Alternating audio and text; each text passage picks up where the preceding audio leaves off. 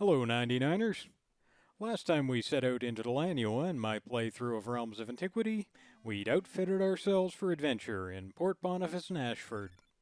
And then we'd gone out into the world to find a third member for our party.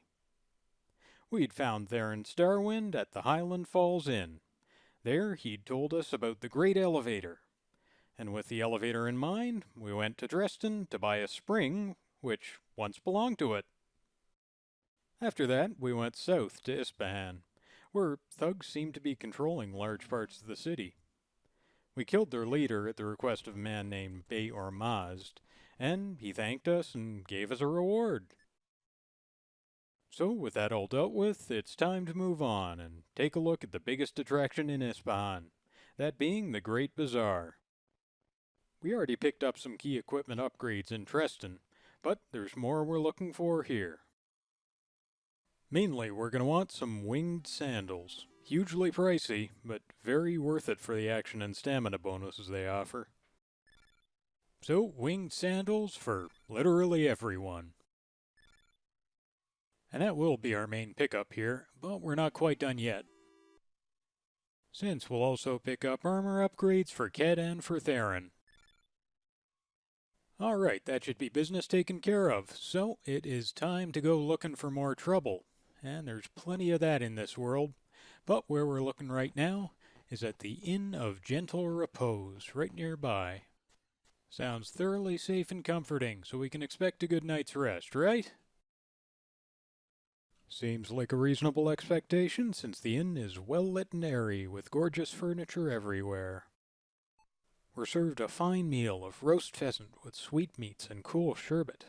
Our room is huge, and we fall asleep immediately. But we suddenly awake with dark, shadowy figures surrounding us.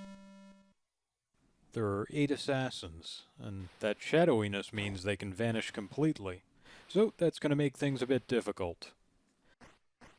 And the fact they can use poisons is an extra worry. But ultimately, Shockwave's got us covered, as always. That'll give us the upper hand in the fight for sure, but it's still going to be a few solid minutes of rooting around in the dark for assassins to punch. And we're a little beat up and worn down by the time the last assassin has been punched, but eventually the final punch is punched.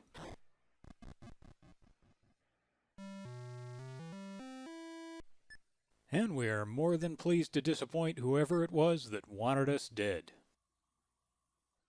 But we're also more than a little curious who it is in Ispahan might want us dead in the first place. So once we heal everybody up, we'll want to head back to the inn to investigate further.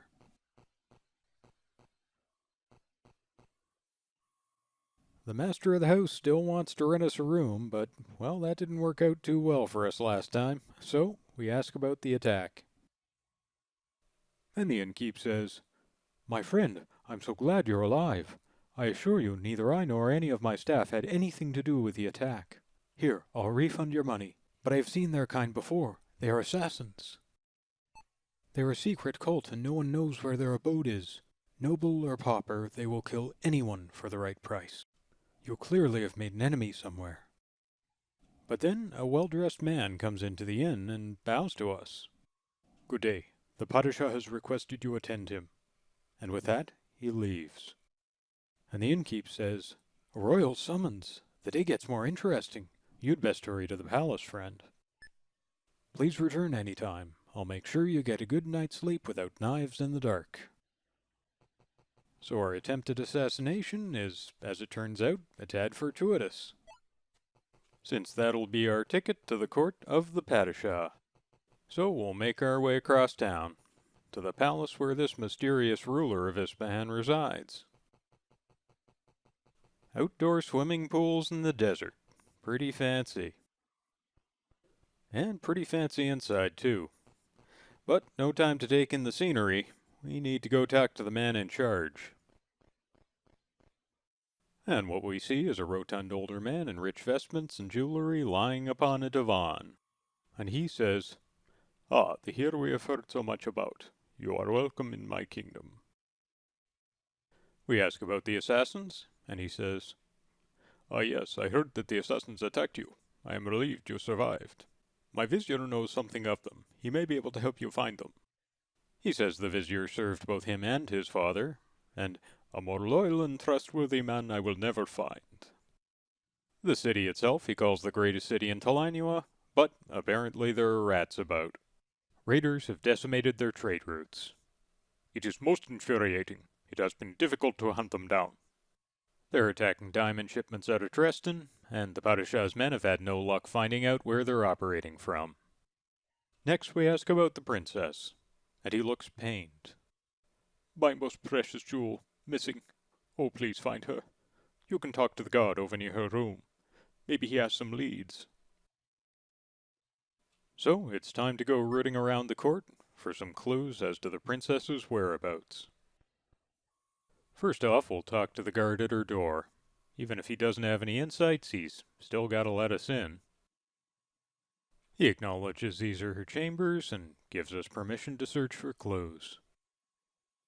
He says the princess had been moody of late.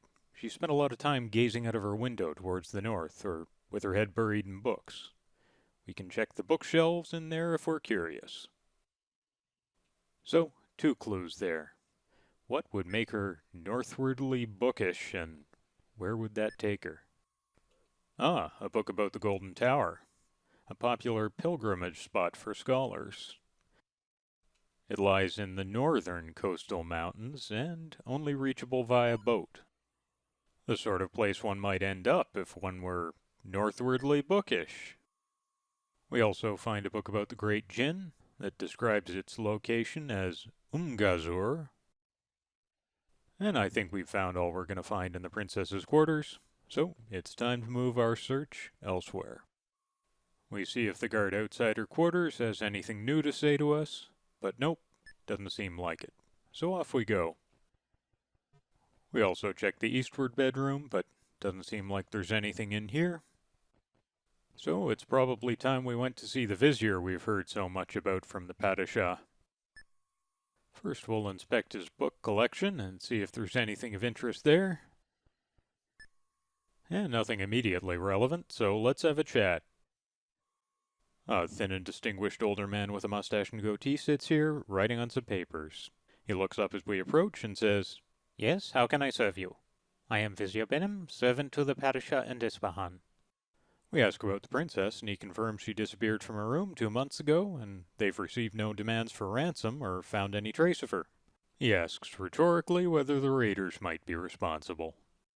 We ask about the Padishah, and he says, "He is the ruler of the province, which has stood for 1,000 years. Although the empire fell, Espan survived. We have endured the chaos, but the city's wealth has gone towards defense. Coins spent on swords instead of plowshares are poorly used."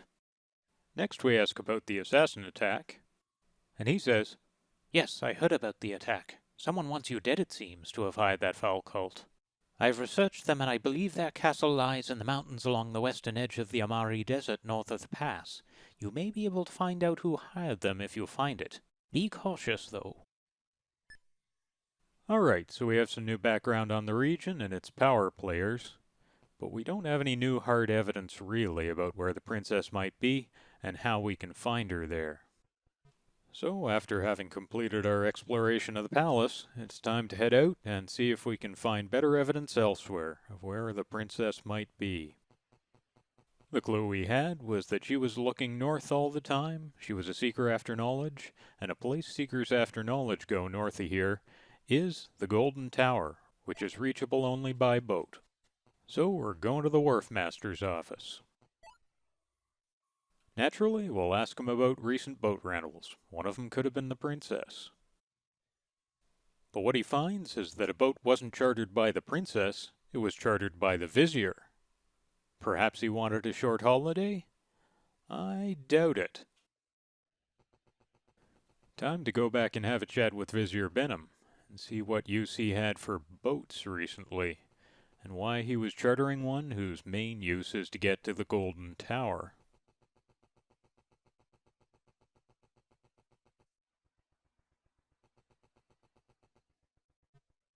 So, having made our way back to the vizier's office, we ask him what's up. And he says, Ah, did I rent a boat? I had forgotten. But then he adds, Very well, I will tell you the truth. The princess was not kidnapped. She asked me to help her escape. he explains the princess is a very intelligent woman and wanted to travel to the Golden Tower to learn magic. But her father, though he loved her, is blind to her ambitions and only thinks of finding her a suitable husband. She asked me to help her, and I did. My life is in your hands now. Well, the vizier seems to mean well and seems to have the princess's best interest in mind, so we're not going to turn him in straight away. Instead, let's go and see what the princess herself has got to say if we ourselves can reach the Golden Tower.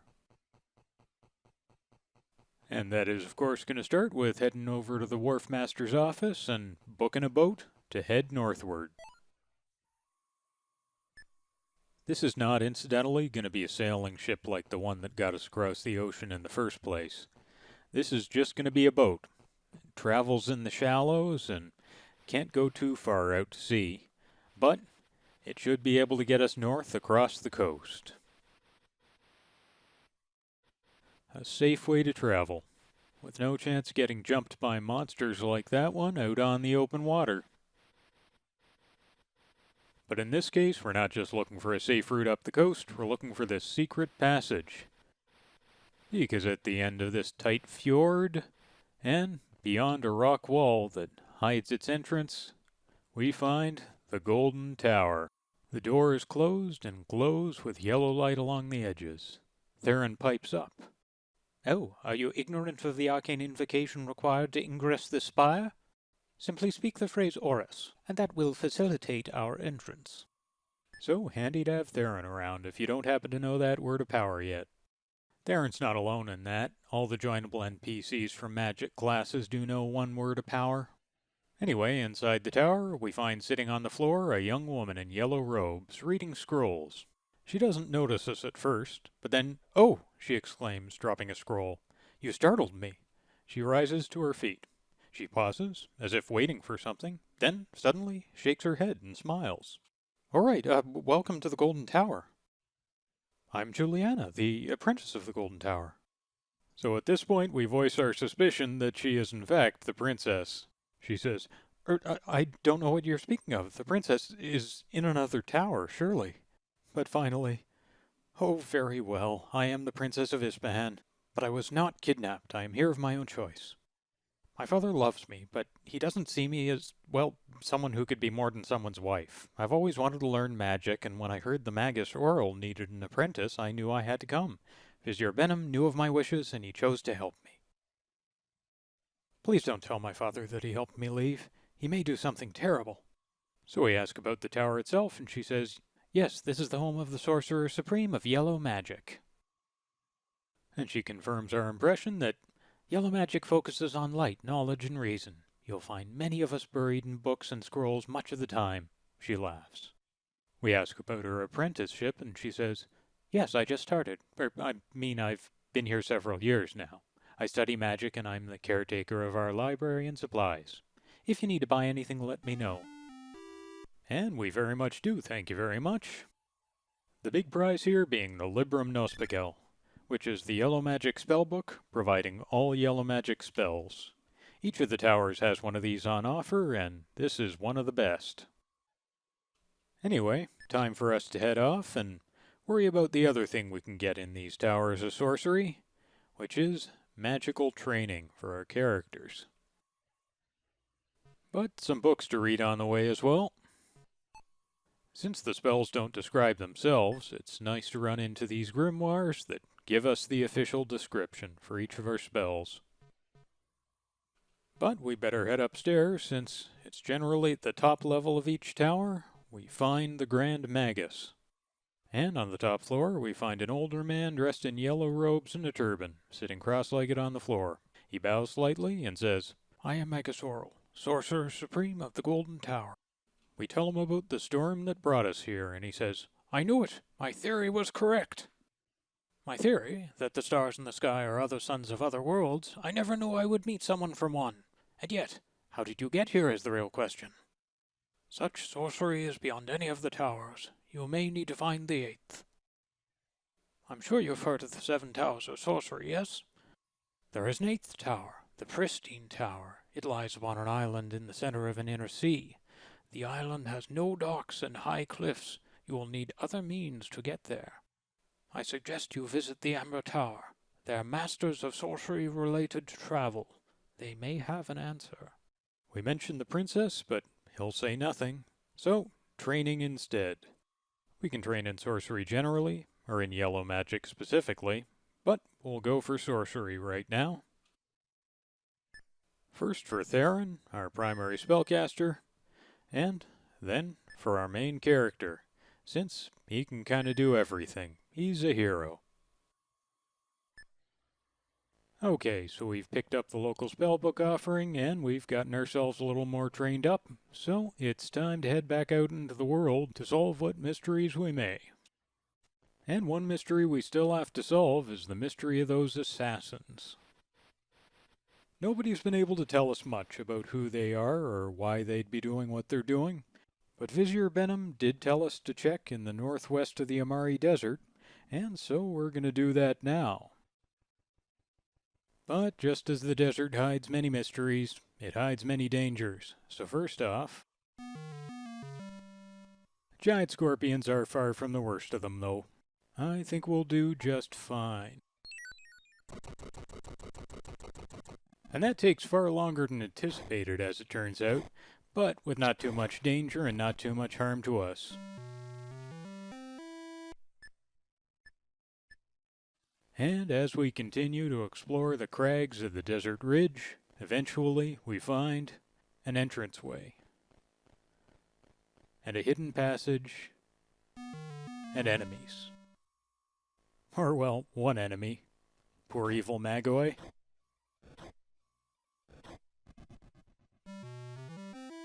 Well, that was somewhat easier than expected. But I fear greater dangers lie ahead, because we found some sort of desert fortress. We take a moment to consider the merit of consuming suspicious liquid found in pools and places of evil. But then we find sitting on a cushion a very old man in nondescript robes. A hookah is set up next to him, which he's taking smoke puffs from. His eyes are closed, but he speaks. "Welcome to Alamut, the Eagle's Nest. I am the old man of the mountain. This is a dangerous place to be. I suggest you leave while you can." He chuckles, blowing some smoke. "I see the sheep has come to the wolves. You survived our attack. We were paid, an attempt was made. Perhaps we will get another payment to try again. Perhaps not." He opens his hand, showing us several coins. They're fashioned in some kind of black metal. At this point, we draw our weapons and we spring forward. But the old man blows a huge plume of smoke, so large it envelops us. Coughing, we stagger out and wait for it to clear. When it does, the old man is gone, along with the hookah. We have an uneasy feeling we won't be leaving as easily as we came in. As we make our escape, assassins come out of nowhere.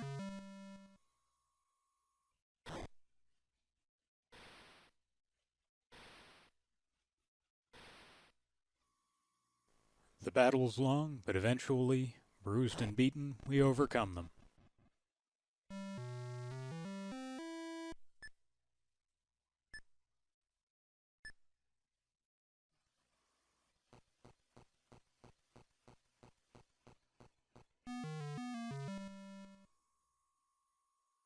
Only to be taken by another group on the verge of our escape.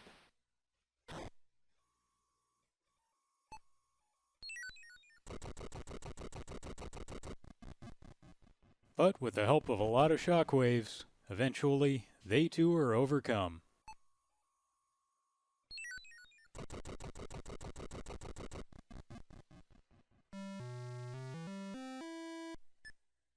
So, having survived the assassins once again, we consider our options.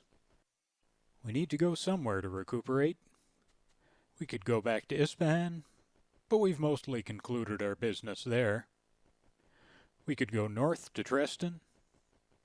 We could go west to Osthaven.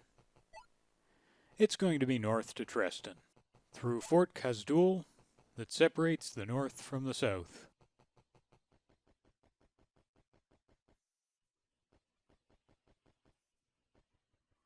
At the gates of Treston, we consider one last time the westward option, but head on into town. And we'll head to the Lucky Dragon Hotel for a good night's rest. No one even tried to kill us. That's an upgrade. So this concludes part 4 of my playthrough of Realms of Antiquity, in which we heard rumors of a missing princess, we did some detective work to find the missing princess, and then we didn't tell anyone about it. But we did get a pretty fantastic book of yellow magic from her, so it was a pretty worthwhile trip. Thanks for watching, folks. This is Pixel Pedant signing off.